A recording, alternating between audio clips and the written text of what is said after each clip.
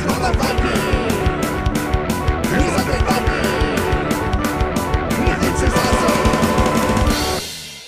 Hey everybody, it's me here, Undead Viking. I'm here with another video review for you. The game that I'm going to be showing you today is called Island Dice. I don't even know where to start with Island Dice. Whereas the front cover shows these lost explorers and these dice rolling down to crush them there. There isn't any dice crushing anybody. What this game is, it's an area control combat game, actually, that each player has a team of explorers that they will be using to go out and try to take over these 4 bases that are located on this island. And the island is something you create with tiles, and you'll see that when I show you how to play the game. And you will be fighting, literally killing each other on this island. And there's also natives on the island, and like the bases actually, the natives actually spawn from the bases, and the natives will steal from you if they are working against you, and you can attack them, and the other people can pay the natives to attack you and so forth, and I'll show that as well. But as you control and take over the natives' bases, they become your friends, and then they become your allies, and you can actually convert them and turn them into explorers and people that can help you and so forth. There are also, and I have to just gut level think that some inspiration from the show Lost was with this, because there is 2 creatures that are on the island that eventually get summoned, who slowly but surely will move about the island, killing anything they run into. What's known as the big evil guy, which is this kind of weird dinosaur-like spiky thing, and the massive rolling karma, which is just like kind of like this whirlwind that just rolls around. And so, if you watched Lost, you can kind of guess where maybe some inspiration maybe came from there. So, the game continues until you either kill off everybody else. So yes, this is a game with player elimination, which is really cool. Or if at any one time you control all the bases that are on the board. Now, if there happens to be one of these creatures that are on the bases, or 2 bases for that matter, you don't have to worry about controlling those because they're being controlled by these. So, and actually a very viable strategy in the game is controlling 2 of the bases, and then being able to move these creatures onto those other bases, and then then you can win the game that way. But anyway, so I'm going to show you, as I always do, how to play the game, and then we'll come back here and I'll tell you exactly what I think of Island Dice. Alright, cool. Let's do this. This is the game of Island Dice. As you can see, that this is a tile game. You will randomly create a map. There's no set design. You just kind of flop the tiles down however you want. You can purposely try to make a certain shape, or you can purposely try to put the different tiles in the different colors in specific places, or wherever you want. It's just totally up to the players. A couple players can make it together. One person can do it. You can do like the Survive thing, that game where you like flip all the tiles upside down, shuffle them around, then flip them back over, and then kind of put it together. However you want. There's no guideline. It's just whatever the players want to do. And this is a 3-player game. This handles up to 4.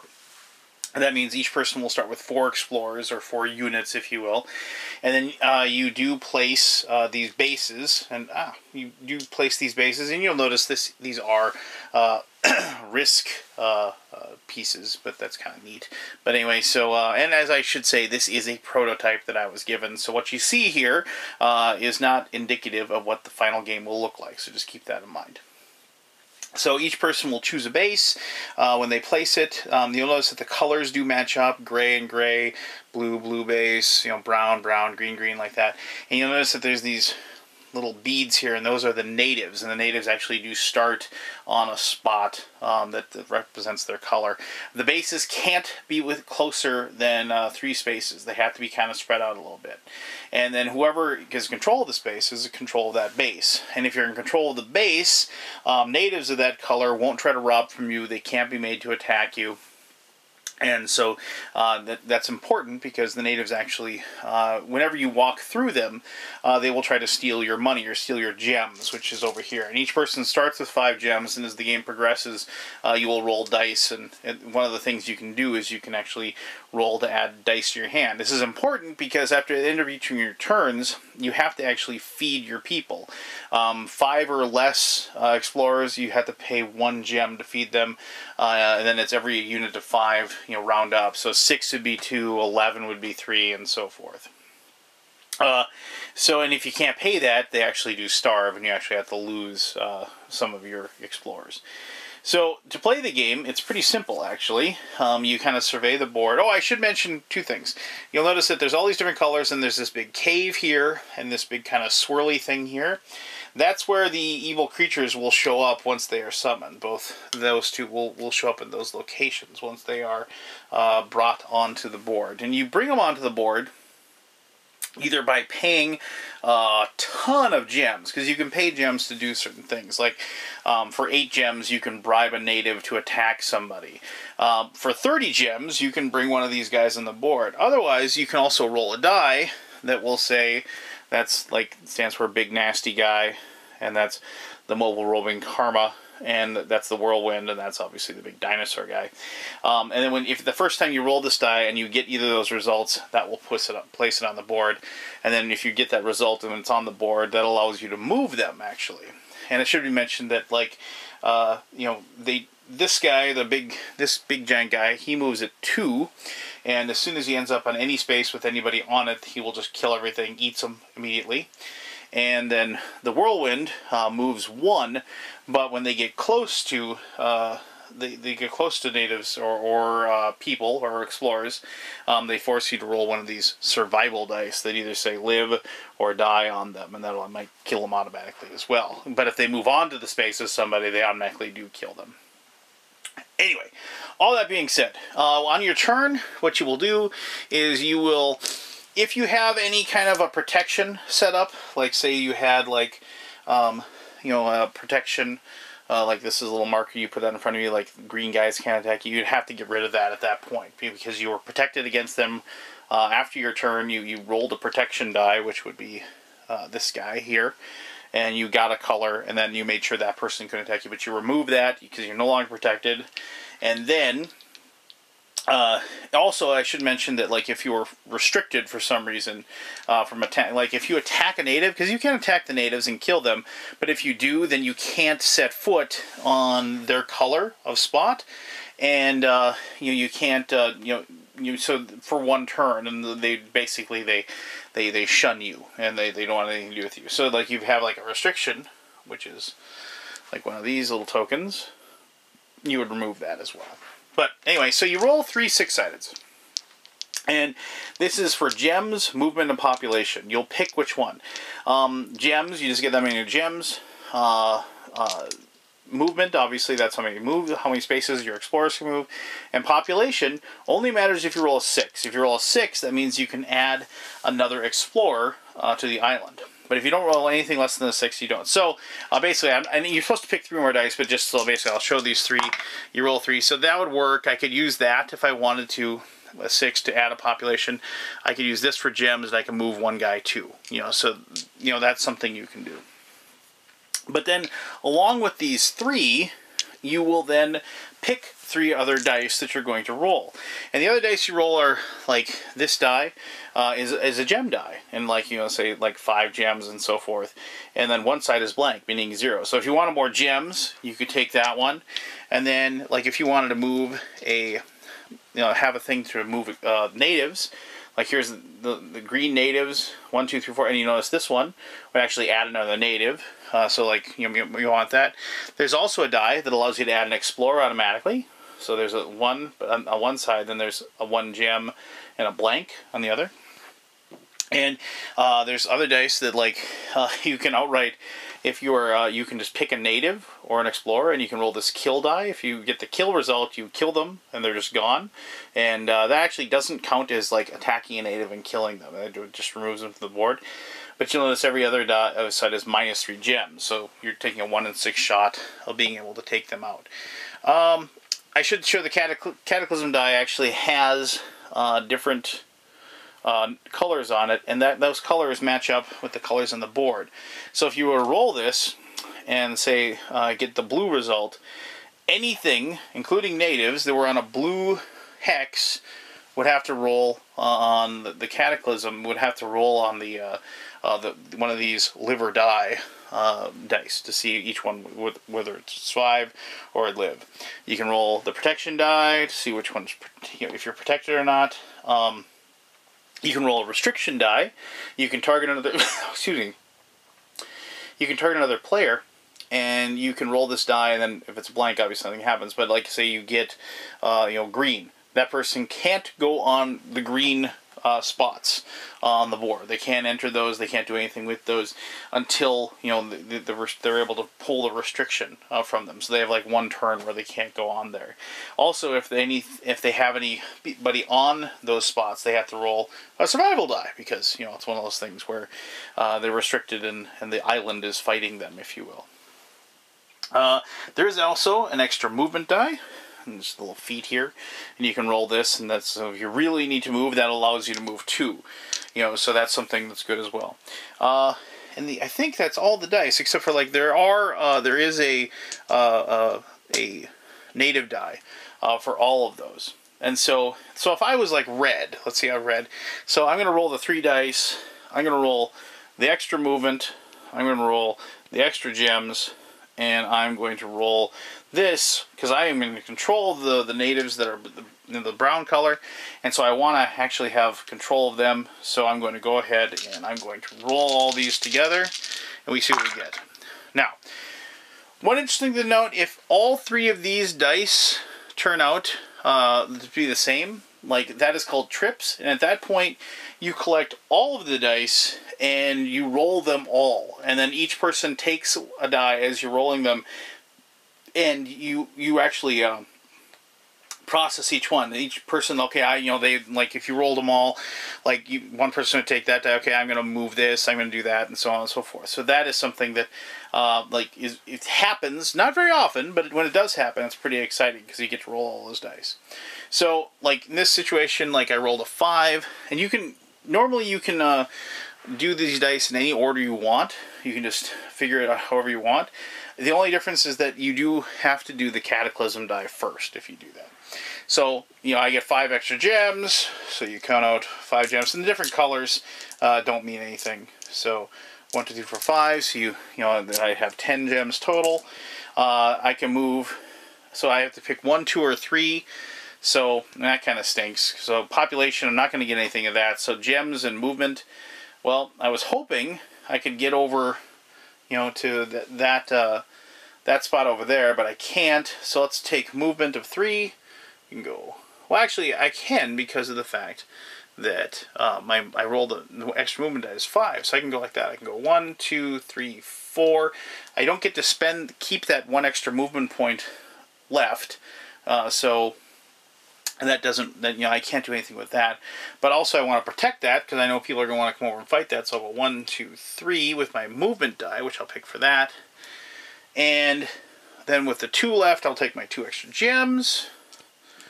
And then I can move this native 4.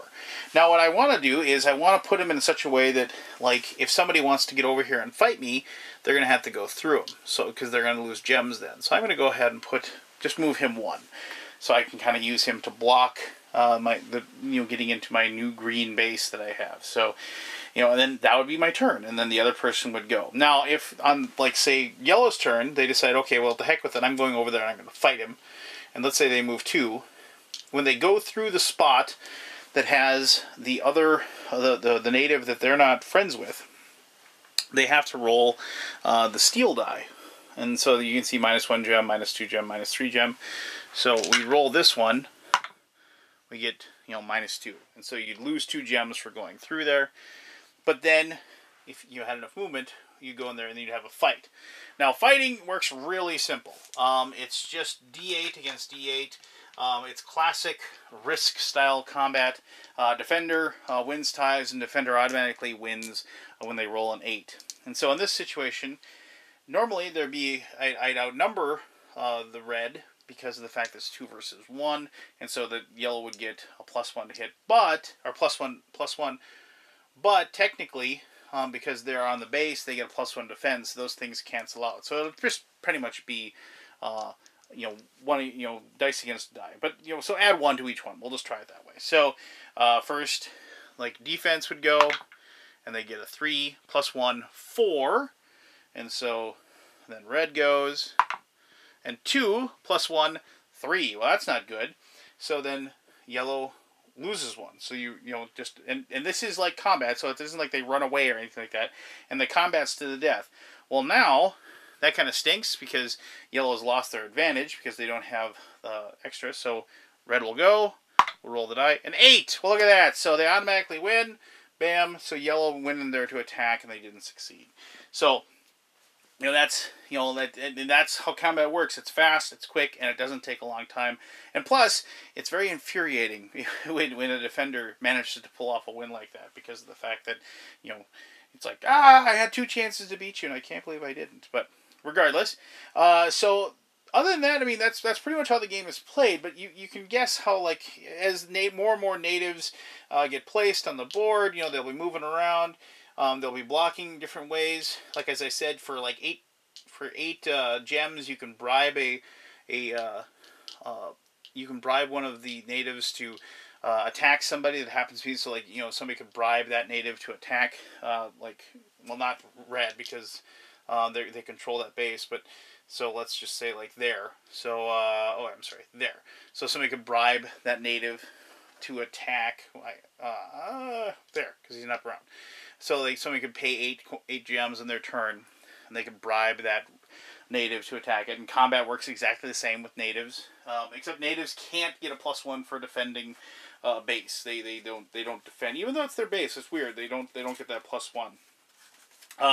And like I said, like each of the dice has all those different abilities and everything that you can do. For 10 gems, you can just place another explorer on the board. Where you already have an explorer. For 15 gems, you can convert a native that you are friendly with by removing it and replacing it with an explorer of your own. For 18, you can replace a native that's not friendly with you to one of your own. And then for 30, as I said, you can bring either of the big guys into play. For either bring them in, or you can actually move them. Move this guy 2 spaces, or this guy 1. So in this case, like let's say he's here and they move into this spot.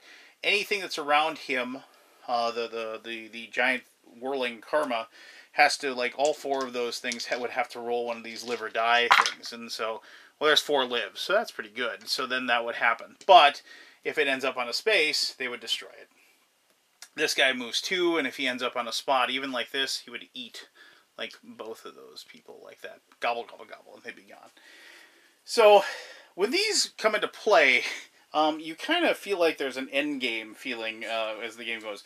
Because, at least when we've played, we've definitely gone out of our way to make sure that we try to control them and try to move them as far away from us as possible, and then hopefully towards our opponents as well. So there you go. That is pretty much how you play Island Dice. It is very barbaric, very bloody, and very combative. But sometimes you just have to take a break from a pasted-on theme Euro with wonderful resource building and play something where you're at each other's throats the entire time. So it's a game that I really enjoy when the mood strikes me. So, but let me tell you more about that with my conclusion.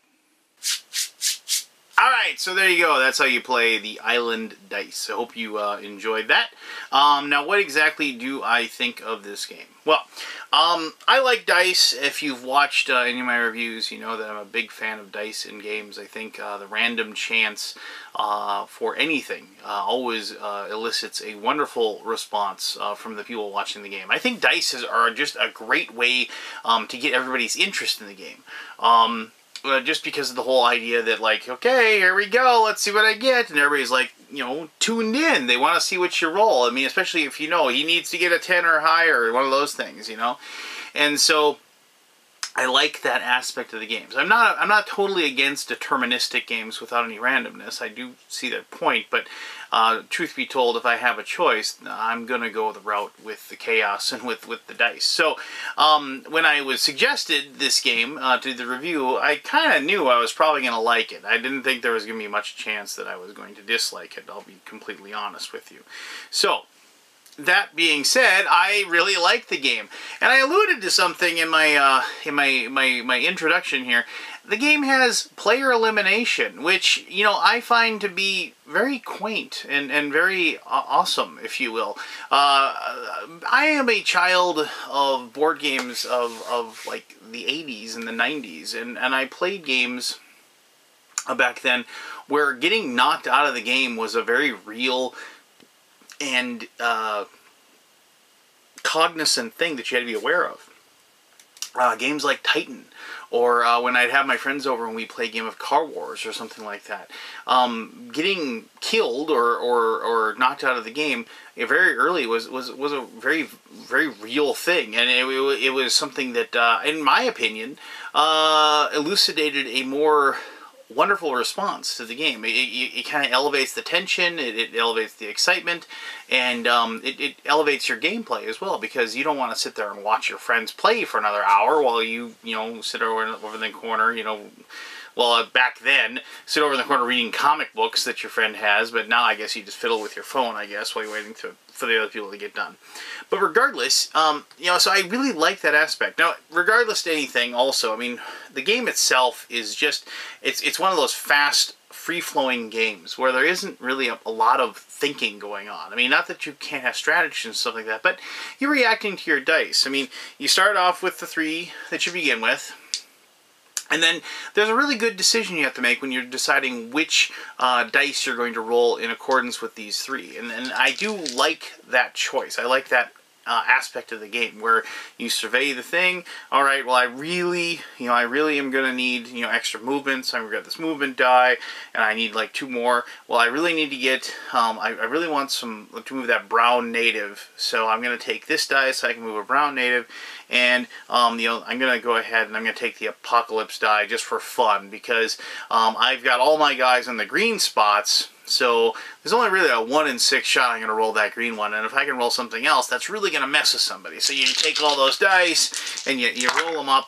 and you see what you get. And I like that. I like that aspect where you kind of have to, you know, weigh the odds of what's going to happen and the chances of things. And like I said before, dice kind of elicit that response of, like, as you're also watching other people pick what they have, and you're saying, oh geez, what's he taking, you know, and you realize the dice they're taking, and then you start watching to see what they're going to do, and it's an exciting part of the game. And then, of course, obviously the dice rolled and everything else. Now, I like the natives as well. I really like being able to harass other people. You know, one of the things you'll learn when you play the game is that you start in control of a base, and a really important thing to do is to start taking the natives that you control and start pinning them the other people's explorers down, you know, so they have to go through their spots and then lose those, you know, and lose gems, you know, when they rob them of their gems. I mean, that's something that you have to do, and I like doing that. And there is a wonderful thing where you start, like, making people basically, you know, forfeit their resource, if you will, just to get something they want. And then it's also that wonderful, you know, like, risk-reward type thing. It's like, where am I going to go there? Am I going to do that? And I really do also like the risk-esque combat. I mean, obviously you're using D8s, but defender wins all ties, and you roll the dice. And since it's a fight to the death, there's no, like, okay, let's have run out of combat and let's back off. No, I mean, this is a fight to the finish. And so we've already had games where, you know, one lone explorer has held out against, you know, like an army of 4, you know, just by rolling higher each and every time. And that's always, like, a wonderful thing where you, like, somebody manages to roll a couple of 8s in a row, and then, you know, somebody's best laid plans or whatever just, slowly fizzle away to nothing. But that's one of the great things about dice, and I guess ultimately that's one of the reasons why I love Island Dice, is because of the main component, and that, of course, is the dice in the game. So, what kind of game is it, and whether or not it'll be something good for you? Well, if you like kind of building your own island, which is like a cool part of the aspect, if you like the fact that it's pretty much got unlimited like replayability as far as the design of it, because you can make the island however you want. There's no rules for that.